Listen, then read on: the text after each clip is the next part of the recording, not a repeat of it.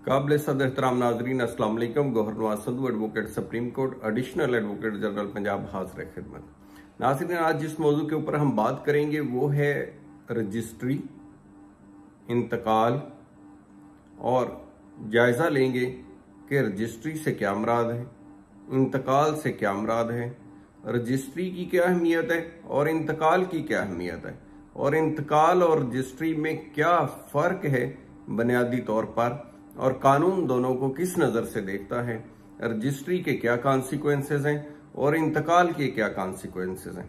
इन तमाम चीजों का हम जायजा लेंगे आज की वीडियो में, क्योंकि ये एक अहम टॉपिक है जो रोजमर्रा जिंदगी में हम सबको किसी न किसी तरह से कोई ना कोई प्रॉपर्टी खरीदनी होती है या बेचनी होती है। तो इस बात के बारे में अवेयरनेस होना बहुत जरूरी है कि कानून इसके ऊपर क्या कहता है।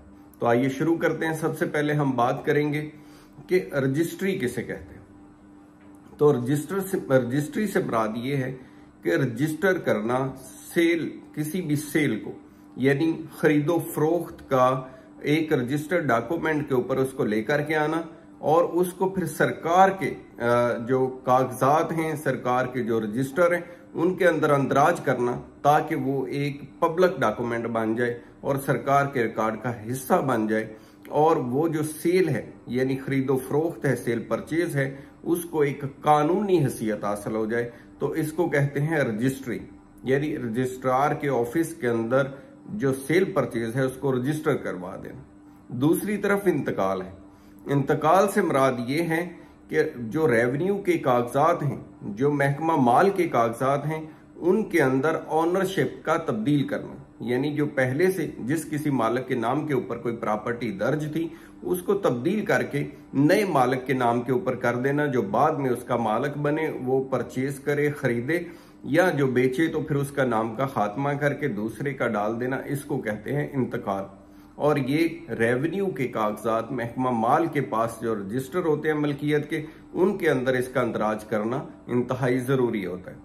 अब दोनों का हमने बता दिया कि रजिस्ट्री क्या है, इंतकाल क्या है। अब हम ये बात करेंगे कि दोनों की कानून के अंदर क्या अहमियत है, कानून की नजर में इनको क्या इंपॉर्टेंस दी गई है। तो पहले हम बात करते हैं रजिस्ट्री की। रजिस्ट्री का ये है कि जब भी कोई भी शख्स हम में से सेल परचेज करता है तो उसके लिए चंद चीजें जो हैं वो बहुत जरूरी होती हैं। जैसे सपोज सबसे पहले ये जानना कि जिस शख्स के साथ ये डील की जा रही है या जिससे कोई प्रॉपर्टी खरीदी जा रही है, क्या वाकई वो उस चीज का मालिक है या नहीं है। तो ये कैसे पता चलेगा? डेफिनेट पहले से अगर कोई रजिस्टर्ड डॉक्यूमेंट होगा, सेल डीड होगी, उसने भी किसी से अगर ली होगी, या अगर किसी को विरासत के जरिए आई है तो उसका रेवेन्यू के अंदर रिकॉर्ड होगा। तो दो ही तरीके हैं, या तो वो रजिस्ट्रार ऑफिस के पास रजिस्ट्री से उसके नाम आई होगी, या इंतकाल के जरिए रेवेन्यू के कागजात के अंदर उसका अंदराज होगा। तो हम ये देख लेंगे कि हाँ, इस शख्स ने, जिससे हम डील कर रहे हैं, जिससे कोई प्रॉपर्टी खरीद रहे हैं, वो इस प्रॉपर्टी का हकीकी मानों में मालिक है और उसको इख्तियार हासिल है कि वो आगे बेचे। उसके बाद फिर रजिस्ट्री करवानी है उस शख्स के नाम के ऊपर जो अब खरीद रहा है। तो उसके लिए तरीकाकार है कि सरकार ने रेवेन्यू फीस मुकर्रर की हुई है, तमाम चीजों की रजिस्ट्रेशन फी मुकर्रर की हुई है, कुछ टैक्सेस लगाए हुए हैं प्रॉपर्टी के ऊपर, तो वो ड्यूज देने होते हैं, और फिर एक प्रॉपर वैल्यू मुकर्रर की है जिनके वैल्यू के ऊपर, स्टैम्प पेपर्स के ऊपर उसको बाकायदा तरीके से उस कॉन्ट्रैक्ट का, एग्रीमेंट का, जिसको बैनामा भी कहते हैं, अंदराज करना होता है, टर्म्स एंड कंडीशंस लिखनी होती हैं कि इस प्रॉपर्टी का कितनी कंसिडरेशन, यानी कितने पैसों के अंदर सौदा हुआ, कौन कौन गवाह थे, किसने ये तहरीर लिखी और कौन किसको बेच रहा है, ये तमाम डिटेल्स देने के बाद उसके ऊपर उसको पेश किया जाएगा, साथ वो रसीदात लगा के रेवेन्यू की रजिस्ट्रार के पास, और रजिस्ट्रार जो है उसको देख करके तमाम चीजों को कि तमाम ड्यूज क्लियर हैं और बेचने वाला खरीदने वाला दोनों एग्री हैं, दोनों मौजूद हैं या उनके नुमाइंदे मौजूद हैं, या अगर लोकल कमीशन के जरिए है तो लोकल कमीशन के नुमाइंदे ने तमाम कार्रवाई पूरी की है, तो करने के बाद वो फिर उसको अपने रजिस्टर के अंदर रजिस्टर कर लेगा। तो ये हो जाएगी जी रजिस्ट्री। अब दूसरी तरफ जो इंतकाल का तरीकाकार है उसके अंदर ये है कि दो तरीके हैं। एक तो पहला ये है कि जो रजिस्ट्री करवा लेगा शख्स, उसके लिए जरूरी है कि वो अपनी रजिस्ट्री को महकमा माल के अंदर रेवेन्यू के ऑफिसर्स के पास, सब रजिस्ट्रार के पास, यानी जिसे तहसीलदार भी कहते हैं, उसके पास लेकर के जाए। उसको बताए कि ये डॉक्यूमेंट मेरे नाम के ऊपर रजिस्टर हो गया है, मैं इसका मालिक बन गया हूं, मैंने ये चीज परचेज कर ली है, खरीद ली है, तो लिहाजा इसका रेवेन्यू में भी अंदराज कर दिया जाए ताकि मलकियत के खाने में मेरा नाम आ जाए। वो फिर एक तरीकाकार है जिसके तहत वो तमाम रजिस्ट्री और बाकी कागजात जो वो तलब करेंगे उसका अंदराज करेंगे रेवेन्यू रिकॉर्ड के अंदर। तो उसको कहते हैं इंतकाल या म्यूटेशन भी कहते हैं इंग्लिश के अंदर। तो वो उसके मलकियत के अंदर बदल जाएगा नाम, और जो खरीदने वाला है अब वो उसका नाम वहां दर्ज हो जाएगा और पहले का जो दूसरे खाने में चला जाएगा बेचने वाले खाने के अंदर। तो इस तरह से इंतकाल भी हो जाएगा उसका मुकम्मल। अब दोनों के अंदर कुछ फर्क है, उनका भी हम जायजा लेंगे कि रजिस्ट्री और इंतकाल में क्या फर्क है और कानूनी तौर पर कौन सी चीज ज्यादा मजबूत है।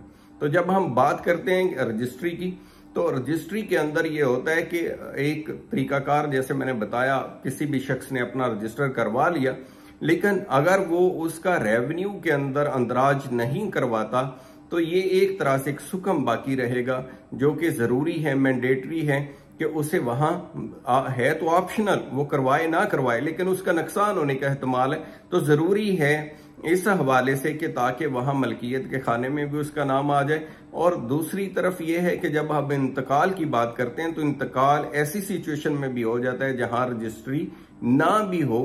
तो जैसे हिबा का इंतकाल है जिसे बेज़बानी भी कहते हैं, तो इस तरह से या इनहेरिटेंस का इंतकाल है जो विरासत के अंदर आता है, तो वो भी बगैर रजिस्ट्री के भी डायरेक्ट बयानात लिखने के बाद जो देने वाला है और लेने वाला है वो तमाम चीजों को पूरा करने के बाद रिक्वायरमेंट्स को महकमा माल के अफसरान के पास भी इख्तियार हासिल है कि वो इंतकाल का अंदराज भी कर सकते हैं। अब दोनों में जो मेन फर्क है, जहां रजिस्ट्री होगी तो डेफिनेट रजिस्ट्री को सेट असाइड नहीं किया जा सकता। जो इंतकाल रजिस्ट्री की बुनियाद के ऊपर दर्ज होगा महकमा माल के पास, अगर कोई उसको खत्म करवाना चाहता है तो उसको पहले सिविल कोर्ट से रजू करना पड़ेगा, और सेल डीड जिसे कहते हैं या रजिस्ट्री कहते हैं उसको खत्म करने का अख्तियार सिविल कोर्ट का होगा। वो कोर्ट की डिक्री के साथ ही खत्म किया जा सकता है। दूसरी तरफ जो है इंतकाल अगर कोई बगैर रजिस्ट्री के है तो उसको रिव्यू करने का अख्तियार रेवेन्यू डिपार्टमेंट के अफसरान के पास होता है, वो उसके ऊपर नजरसानी कर सकते हैं। अगर कोई कानूनी सुकम हो या कोई ऐसी सूरत हाल हो तो वो उसको रिव्यू कर सकते हैं। आज खुद भी उनके पास अख्तियार इस चीज का हुआ करता है। तो लिहाजा दोनों चीजें हमने आपके सामने रख दी हैं कि रजिस्ट्री की सूरत हाल क्या होगी और इंतकाल की क्या होगी, और करना क्या चाहिए। सबसे जो बेहतर है वो यही है कि किसी भी प्रॉपर्टी को जब खरीदते हैं तो उसके अंदर बेहतर यह है कि उसके सेल डीड जिसे रजिस्ट्री कहा जाता है उसको इंश्योर किया जाए और उसकी बुनियाद के ऊपर इंतकाल का भी इंदराज करवाया जाए, ताकि प्रोसीजर प्रॉपर तरीके से मुकम्मल हो जाए और किसी भी बात की कॉम्प्लिकेशन से बचा जा सके। और जो प्रिकॉशंस हमने पहले एक वीडियो में बताई थी प्रॉपर्टी खरीदते वक्त, उन चीजों का लाजमन उनको मलहूज़े खातर रखिएगा। मुश्तरी हिशार बाश का कानून जो है, जिसमें है कि खरीदार जो है उसको खबरदार रहना होगा तमाम चीजों के बारे में। जितनी एक ह्यूमनली पॉसिबल है प्रिकॉशन लेना उतनी जरूर लीजिएगा। मलकियत जरूर चेक कीजिएगा। पैसे देते हुए भी ख्याल रखिएगा कि आपके पैसे महफूज तरीके से ट्रांसफर हो, कोई बैंक का पे ऑर्डर हो, चेक हो, कोई सबूत हो, ताकि कल को ऐसा सबूत मौजूद हो कि आपने पेमेंट कर दी है। और कोर्ट्स कचहरी के चक्कर लगाने से अल्लाह सबको महफूज रखे। तो अपना ख्याल रखिएगा और मेरा YouTube channel need of the time with Gauhar Sandh को सब्सक्राइब करेंगे ताकि आपको मजीद भी मालूमाती वीडियोस आप तक पहुंचती रहें। Thank you so much. खुदा हाफिज।